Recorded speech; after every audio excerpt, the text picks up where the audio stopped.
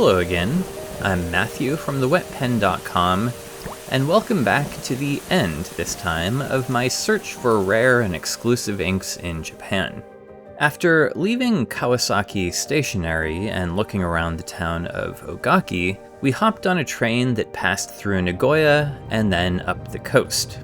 My plan was to visit the pen shops of Shizuoka, but for reasons I can't explain, Shizuoka hotels were even more expensive than Tokyo, so we decided to stay about 15 minutes northeast in the town of Fuji. It was dark by the time we got to our hotel, and we walked out along a minor highway to a ramen shop that had the feel of a truck stop diner.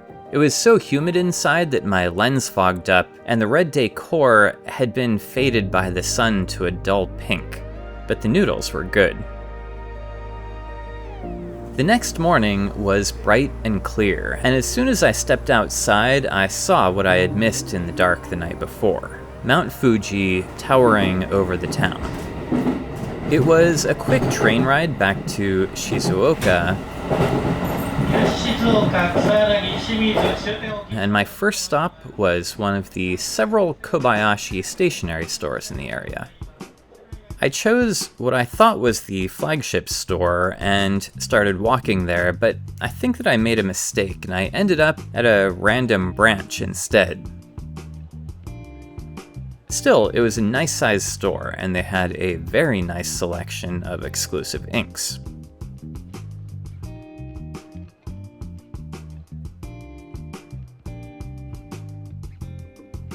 These ones are the Shizuoka inks made by Tono & Limbs, and they're scented. I passed up probably my only chance to get a seahorse scented ink, and they're also glittery. And if those properties didn't take them out of the running for me, the fact that they're made in Korea broke my rules for the trip, so I skipped them. Next to them, on the right, were the Shizuoka inks made by Sailor in 50ml square bottles. There are 31 of these colors and lots of gorgeous ones, but somehow I completely failed to recognize that these were store exclusives and I ruled them out. And these are the only ones that are not available online. Then there were all of these Bechorism inks. These are a collaboration with a calligrapher named Bechori, I guess, but also made by Tono & Limbs, and I didn't think they were cool enough for me to break my rule at the time, so I didn't get any, but now I sort of wish that I had. This whole section of 50 inks is the Katana series made by Tono & Limbs, and all of them contain lots of glitter.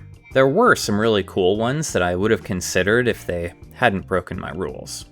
I was looking for an exclusive ink made by Tag Stationery, but this branch was sold out. They did have these 4 Sailor Mount Fuji inks though, with each color representing Fuji-san at different times of day. Walking around Shizuoka, it was very windy, but it seemed that every time I looked up, there was Mount Fuji on the horizon, or peeking through the buildings.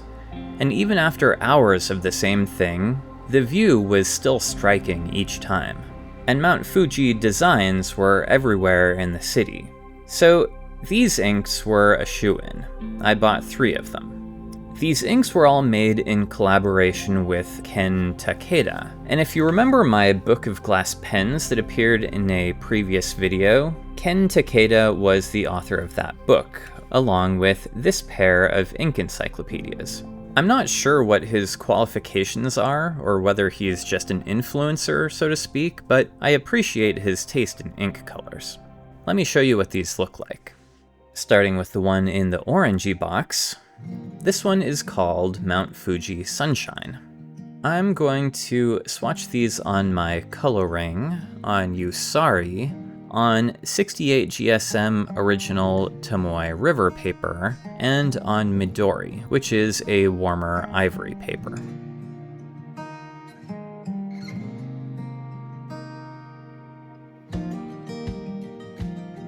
Ah, interesting. This is actually less orange and more tan than I was expecting, but it's a nice color, sort of a camel.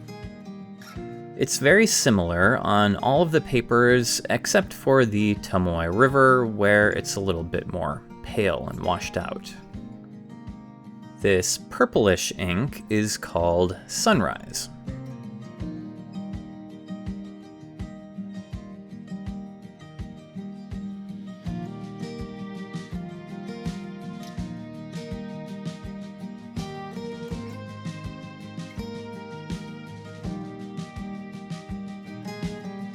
This is a pale purple, very similar across all 4 papers, but on the Tomoe River, it's just a little bit cooler.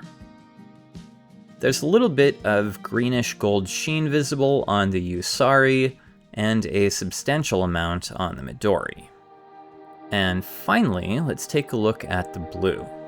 This one is called Mount Fuji Twilight.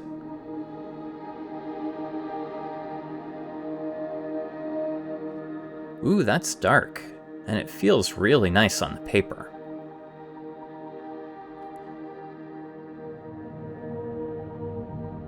This turns out to be a gorgeous blue ink. Nice and dark, like a blue-black, but still beautifully vibrant. There's a decent amount of sheen on all 4 of the papers. I guess I'd call it a red sheen, although it doesn't have a lot of color. The ink, though, is pretty consistent in color across all of the papers here. After Kobayashi, we walked around the city a little bit, and at one point we were walking across a little bridge, and I suddenly realized where I was, so I stopped to take a picture or two. Eventually, I found my way to the second major stationery shop that I visited in Shizuoka. This one is called Yotsuba. This place might not be as big as the Ginza Itoya, but it's still pretty huge. It has 4 floors of office supplies and stationery, although I never made it beyond the lowest floor, which has all of the fountain pens and inks. They had some beautiful pens, including a few store-exclusive Sailor pens, but more importantly for me, they had exclusive Sailor inks in vase bottles. 12 of them. They also had a ton of Tono & Lim's inks and other common Japanese inks.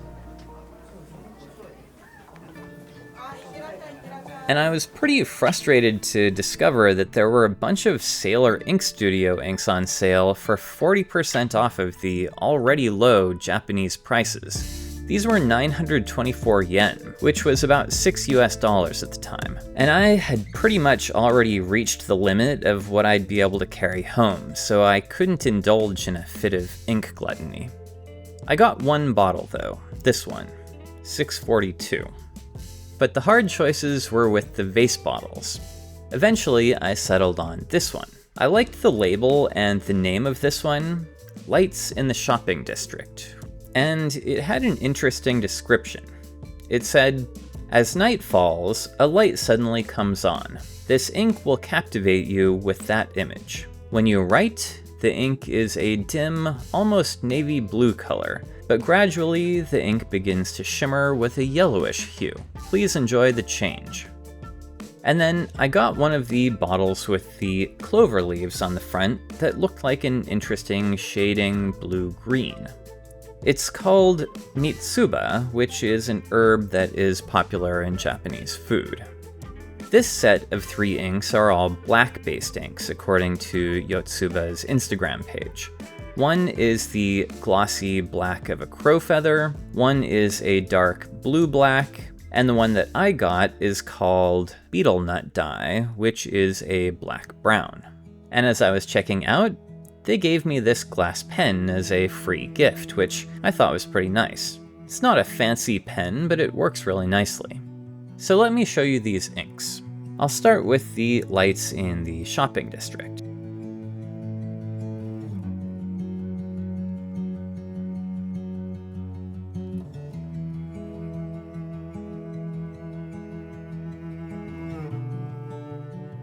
Well, this is pretty awesome.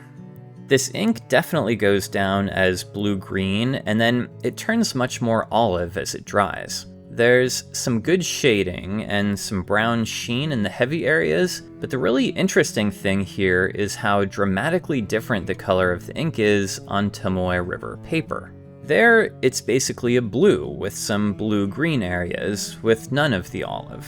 It's been a while since we've seen an ink with this much variation on different papers. Okay, this one is Yotsuba, which should be green or blue-green. Let's take a look.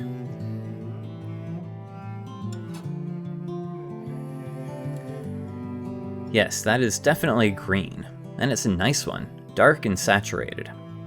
It produces a little bit of sheen that is blackish purple,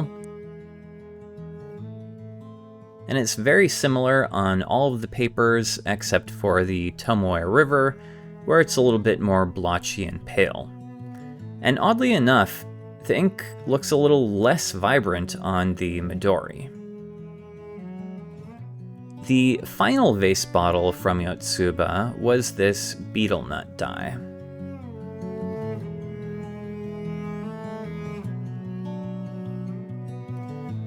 To begin with, this ink pretty much looks like a standard black, but as it dries, things get a little bit more interesting.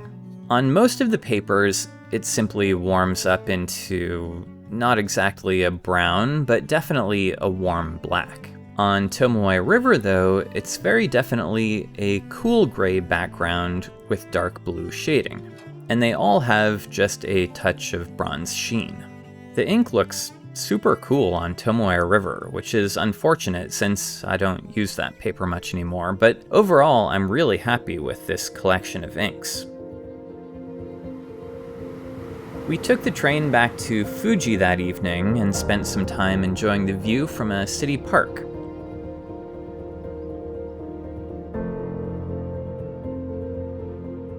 Just before sunset, we strolled back to the hotel to prepare for the trip up north.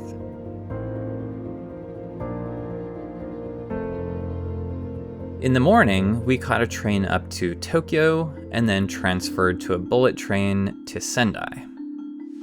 Sendai is a charming little city with a bustling downtown area and some beautiful parks and temples.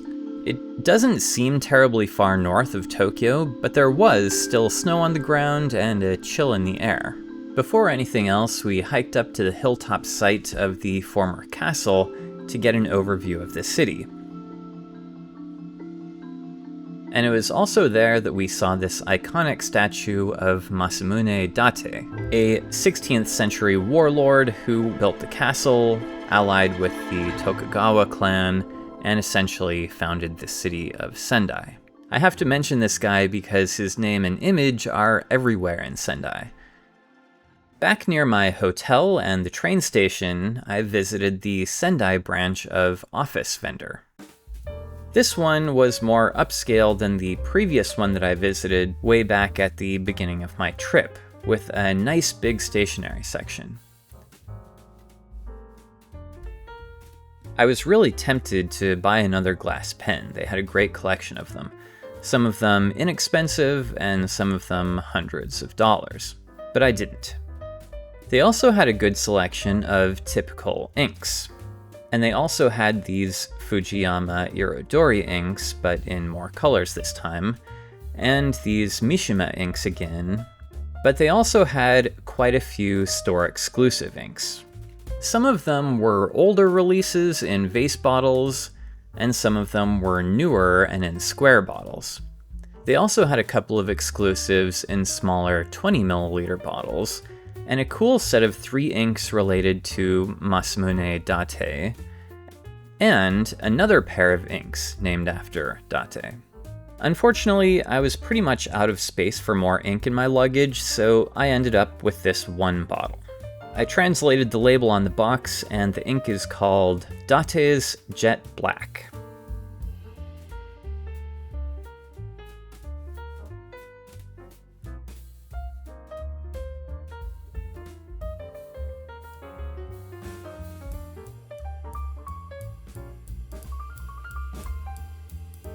And it is indeed a black ink. But there are a couple of points of interest. One of them is that it produces some green sheen on most of these papers, which is really cool looking. And the second is that on Tomoe River, the ink isn't black. It's a very dark blue, maybe a bit purple. That's kind of interesting. I mentioned in a previous video that Chris and I had decided on this trip to visit each of the 4 major islands of Japan. So the next morning, we boarded a bullet train to the northern island of Hokkaido and the city of Hakodate.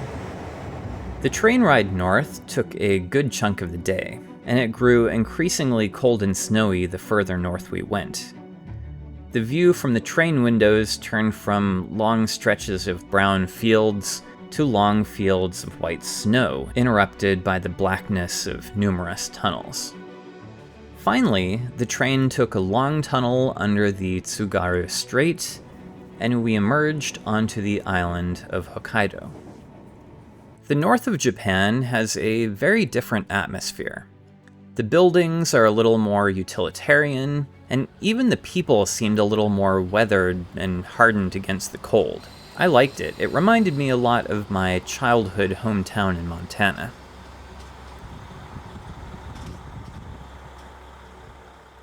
My first stop in Hakodate and the final pen shop of my trip to Japan was Ishida Stationery.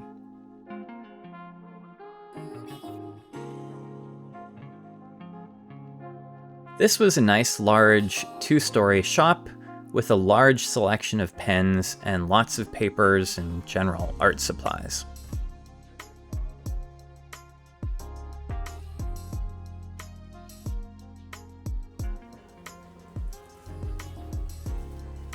And they had 8 store-exclusive inks in vase bottles. Again, I could only buy one, and the one that struck me as the most unusual color was this one, Gagome. This little piece of paper included with the ink explains a bit about the ink's namesake. It says, Gagome is a type of kelp found in a very limited area along the eastern coast of Hakodate City. It is said to have been named Gagome because the cloud-like irregularities on the entire leaf resemble the mesh of a basket. It is characterized by its extremely sticky nature, which has attracted much attention in medical research. The color of Gagome has been faithfully reproduced. Enjoy while imagining kelp swaying in the ocean. I thought it sounded like an interesting color, so let's see what it actually looks like.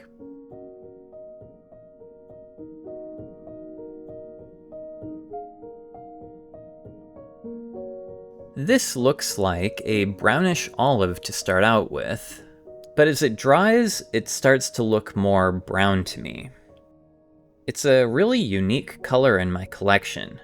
On Tomoe River, it's quite a bit cooler overall, so it's much more obviously a green ink, but on the warmer Midori paper, I'd consider it a brown. After Ishida Stationery, we wandered around the city for a few hours, looking around the old harbor and various temples and shrines.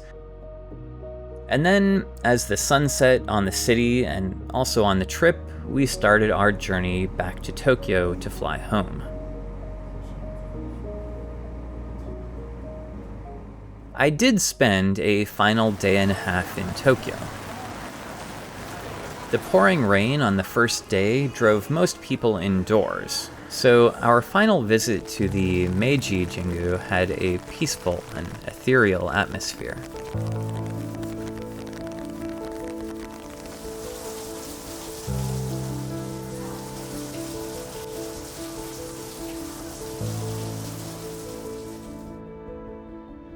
But in the morning, the sun was shining again, and I had a chance to explore some markets and enjoy the cherry blossoms before finally flying back home to Seattle.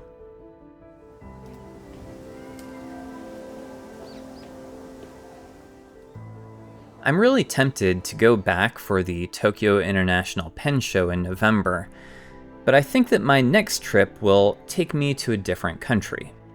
And with any luck, I'll be able to share that with you here on the channel too. If you've made it this far, you're probably already subscribed to my channel, but if you're not, then I hope that you'll take a moment to do it now. Thanks for joining me on this journey. I hope to see you all back here again for the next one. Take care, everyone, and enjoy your fountain pens and ink.